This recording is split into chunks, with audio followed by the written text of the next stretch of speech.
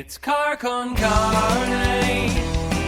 Let's eat in the car. It's car con carne. And now here's the star of our show, James Van Alstyne. So, welcome to Car Con Carne. I'm James Van Alstyne. This is episode number 729, and after almost 9 years into this podcast, you can count on one hand the amount of shows I've done solo. Now, the main reason's obvious. This is an interview-based show, which is mostly done in my car, not really a solo thing. And honestly, when I used to do talk radio, I did it on WGN for a couple years, fill in overnights. I used to hate monologuing, the idea of just talking to myself, not really to myself, but at the universe. It just never felt comfortable. It was always hard to do without another warm body or second voice to turn to. Now, I've long since gotten over that. That was, doesn't feel like it, but it was a long time ago. I'm fine going solo, but the podcast doesn't really require that I do it. That said, it's Monday, May 2nd. I had a last-minute cancellation for tonight. This was supposed to be an in-person show at a Logan Square restaurant. It was just me and the restaurateur, but the restaurateur bailed at a point where it was just too late to backfill the guest or even scrounge for a plan B. So here I am. This is one of those weeks, a rare week where I'd only planned for one episode, especially since the pandemic started. I'd been pretty packed with recordings over the past 2.5 years, 2+ years, not 2.5. I've been pretty busy, usually 2 shows a week, sometimes 3 shows a week or more. So not doing a show this week didn't really feel like an option. So here I am. And besides, I wanted to check in. This is, a chance for us to connect. I used to do this a lot more during the pandemic when I was doing this from home when we were all stuck at home. So I want to check in with you. After all, it's the start of Mental Health Awareness Month. Everyone's dealing with their own shit. We're all getting better at keeping it close to the vest as we're all back out in the universe, back out in the world. So are you good? I'm serious. If you're not, I hope we're at least connected here on social media so we can share snarky comments on the same dumb posts on social media. As for what's going on with me, I hear you asking. Well, maybe you're not asking me. Let me tell you. I wanted to go to this thing called Podcast Movement. It is an annual, actually, I think it's twice annual now, podcast conference. And the most recent one was in Los Angeles in March. And I started looking into the cost of going to this podcast conference. Los Angeles is not cheap. Getting to and from is not cheap by air. And then I looked into the hoteling or the lodging situation. To stay at the hotel affiliated with the Podcast Movement conference, it was $200 a night. Now, that doesn't include all the fees and taxes that go along with a hotel room. So that was expensive. Then I considered ground transport to and from the airport. Then I considered meals and all the other incidentals that go along with travel. And if I was frugal about it, I figured for a 4-night visit and a stay at Podcast Movement, it would set me back somewhere between $2,500 and $4,000. Don't know about you. I don't have that to just lay out for a week of podcast discussion. And then as I did more research into Podcast Movement, I realized it wasn't the thing for me. Paris Hilton DJ'd one of the after parties. Will Ferrell was one of the keynote speakers. I started to think this isn't really a podcast conference for most of the world. This is for established people. This is for people who have expense cards, expense accounts, money to burn that way. And that got me thinking that nothing like that, or nothing podcast education community centric, existed in Chicago. So I posted something about this around the same time I was thinking about the Podcast Movement. I wanted to create something for podcasters, an educational day, a day of forums, of community, of education. And it's coming. It's happening May 21st. This is if you are a podcaster, if you're interested in podcasting, if you're ready to launch something, we have a day for you. It'll be held at 2112. It is Chicago Podcast Day from 10 o'clock in the morning, 10:30 in the morning, till 5 o'clock in the evening. Nonstop panels and presentations and information about podcasting, meant to appeal to people who just want to dip their toe in, or people who are already there and could use some ideas and some thoughts and some inspiration. 2112 4245 Knox. I love the facility. It is an entertainment industry business incubator, and they do incredible work. They have incredible people working out of there. And the panels I've been working on, I really think cover the breadth of what people have asked me about. People who are interested in podcasting have talked to me about, asked for counsel on. So, Podcasting 101, the basics. What do you need to know about podcasting? I could think of no better person than my friend Jaime Black to lead that panel, or not even a panel. It's a discussion presentation. He's going to kind of set the tone for the day. Podcasting 101.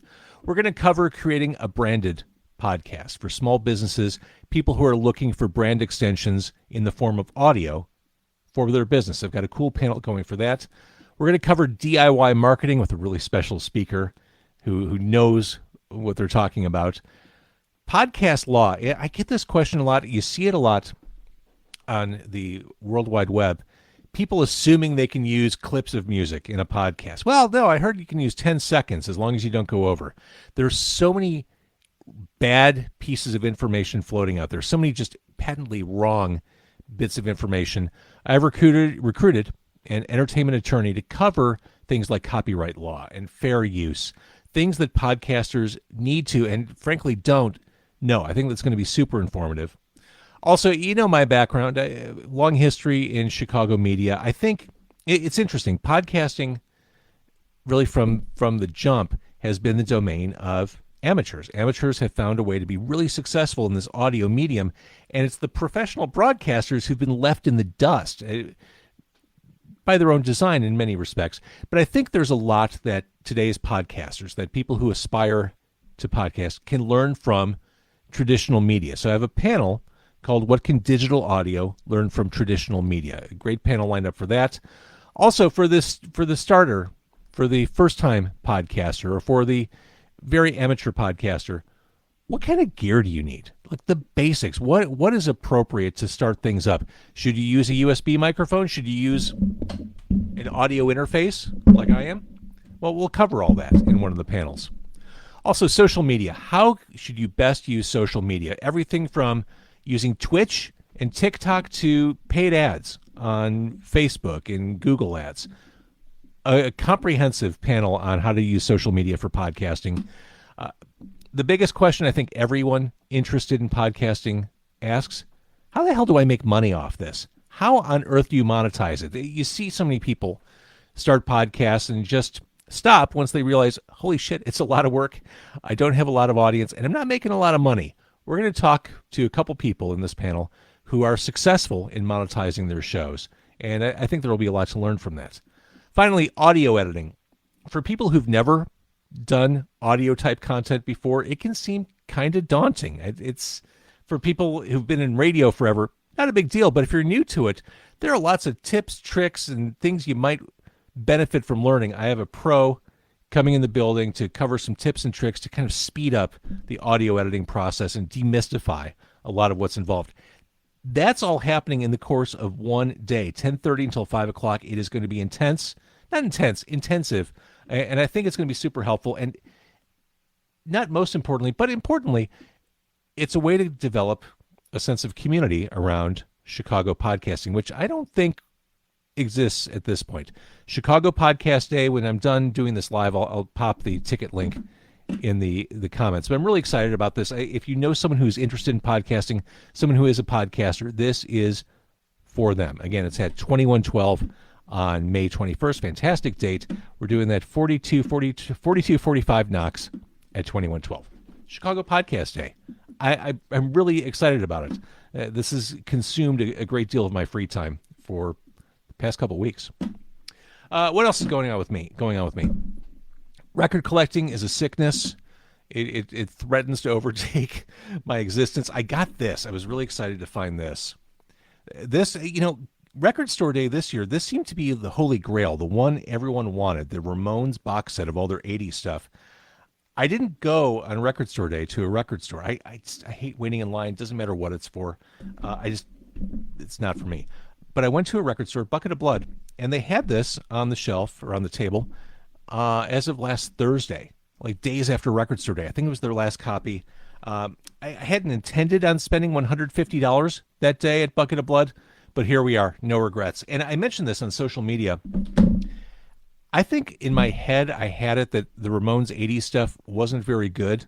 There's a lot of good stuff in here. There's some less good stuff in here, but Brain Drain especially, I really enjoyed re-listening to that one. So, yeah, it's a sickness. And when I listen to music at home when I'm working, I tend to listen to a lot of soundtracks and scores. They're really good to have on in the background, especially stuff that doesn't have lyrics, so I don't get distracted. I like the sonics of soundtrack music.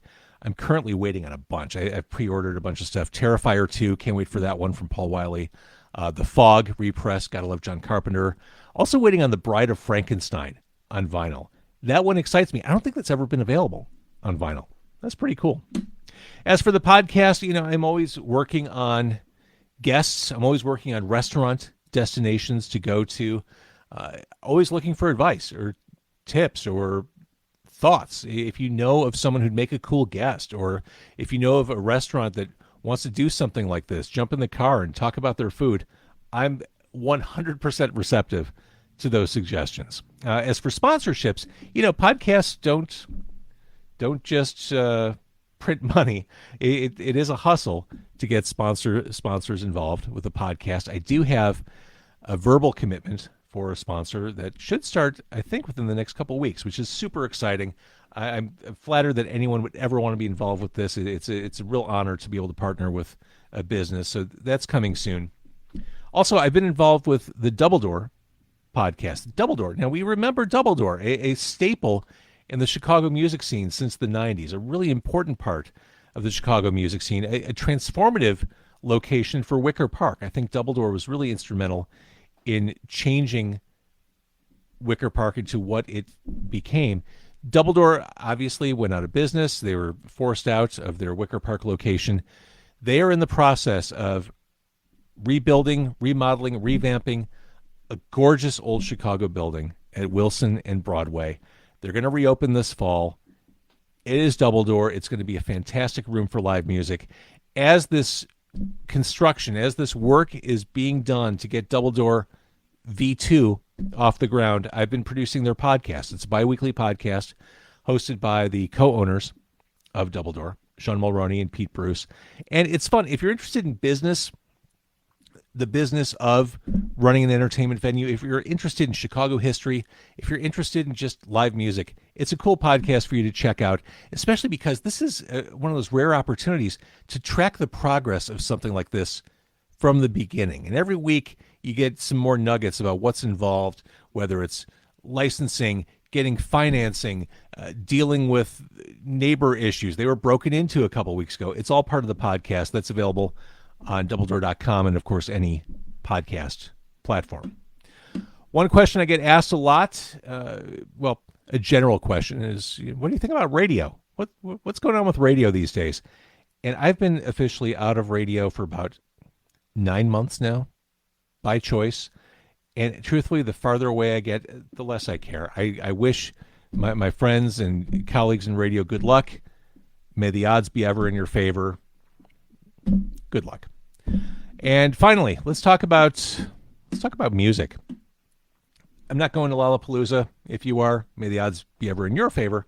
Lots of cool smaller festivals coming up. The T1 Fest happening at Reggie's, Pravda Fest happening at Sketchbook. Great time to see independent music. It's all coming to a head, it feels like, over the next couple of weeks, and just so much going on. So as I'm getting back out into the universe, I hope to see you all at some shows, at all of the shows, in fact. One other thing I should mention, television-wise, right before I started recording tonight, I'm trying to wrap up Ozark. I kind of lost interest about a season ago, but now I'm committed and I'm going to finish Ozark. I had almost fully lost interest, but right before I started recording tonight, I got past the episode from season 4, this part 2 of season 4, that featured a Todd Rundgren song, I Saw the Light. that was pretty memorable. That's one that'll stay with me. So I'm back in through the end. That one kind of hooked me.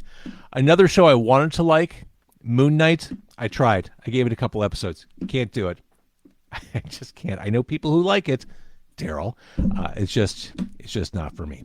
Anyway, I'm solo tonight because I got blown off. I appreciate you indulging me as I did this monologuing sort of thing.